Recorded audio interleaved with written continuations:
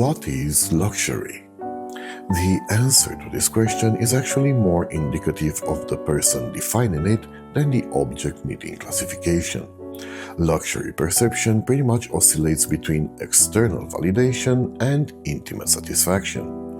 A Rolex Submariner, while not a horological masterpiece by any metric, can be and is perceived by many as a luxury watch, as it signals prestige, serving as a visual cue of success or belonging.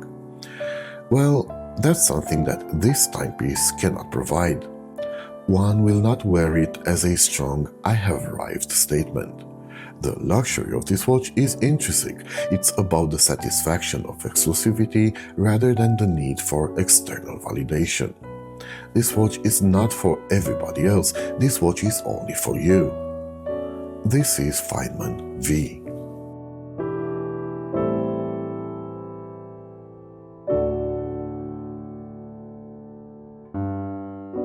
Established 6 years ago, Feynman is one of the Singapore brands that stamped Lion City on the map of microbrand watches. A number of unique visual cues, together with a constant approach of designing dressy watches, have given Feynman a clear identity, while the quality of the workmanship needed to bring these unique designs to life has always been top-notch.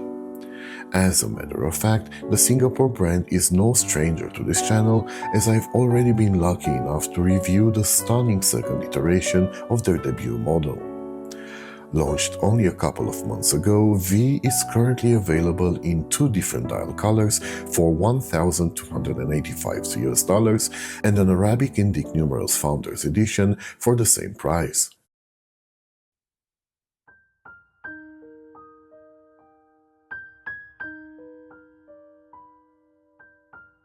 Inspired by the vintage TV cases, V comes with a series of design choices new to Feynman, yet still manages to keep the brand's strong DNA. It's evident the watch is designed with a strong focus on the dial, but it would be a mistake to ignore the case construction, or rather the case bracelet ensemble, I should say, as the continuity provided by the hooded lugs and the broad 24mm bracelet creates the illusion of an integrated bracelet watch. Of course, the standout feature of this case is its thinness. Anything under 10mm is dress watch territory, so 8.5mm is remarkable. Even more so when considering V's 2-volume construction with the elegant polished bezel sitting atop its understated flat base. In turn, this slim profile does not allow for intricate transitions, with only the deep, uniform chamfers running alongside the top edge of the case, providing a much-needed softening of a stern industrial profile.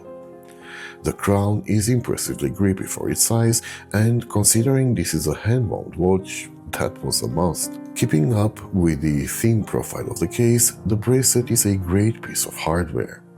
As is the case of most similarly designed bands, it will flare out considerably from 41mm between the lug's edges all the way to 56mm at the point of inflection, which should make this watch inaccessible for those of us with more delicate wrists.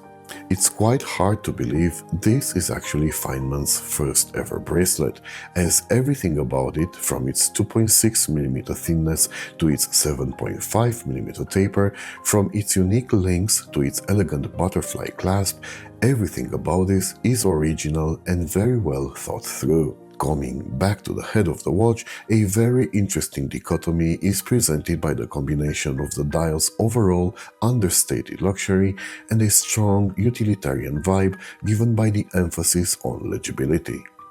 Strong paintbrush-shaped minute and hour indicators, coupled with the trademark lizard tail small seconds hand, are visual counterpoints to the discreetly brushed silver canvas littered with gold-filled numerals and edged by a very strong minute track painted on the steep rehaut. All these elements contrast each other, yet they blend in a harmonious whole that gives V a very distinct personality.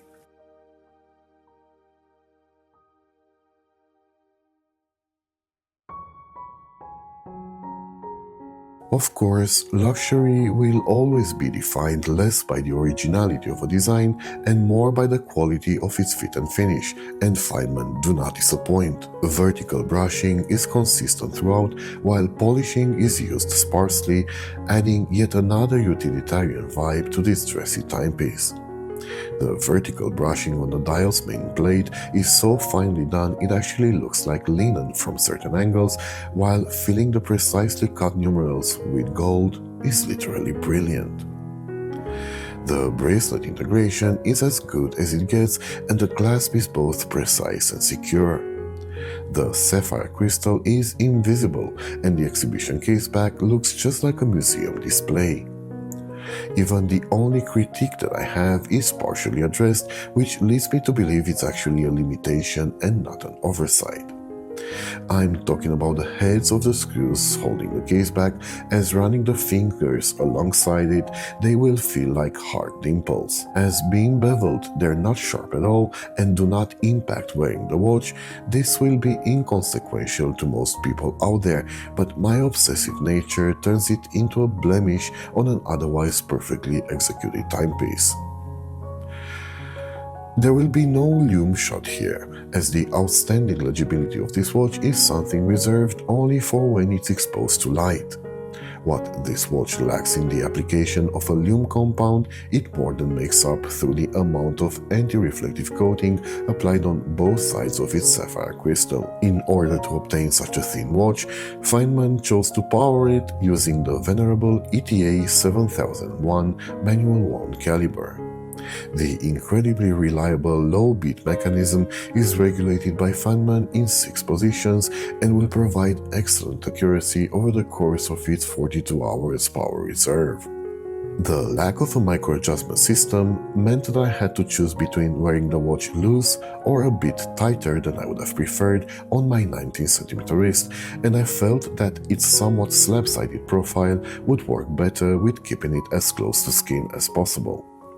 As previously mentioned, this is not a watch for small wrists, both because of the bracelet's curvature but also because of its generous footprint. A very masculine timepiece, V will, in my opinion, overpower any wrist smaller than 7 inches in diameter, and there is really no workaround, as the very shallow lugs will make fitting a standard leather strap impossible, not to mention the aggressive taper needed to make it look as good as the bracelet does. However, on the right-sized wrist, V is actually way more versatile than your usual dress watch and can be paired to an attire as casual as jeans and a t-shirt.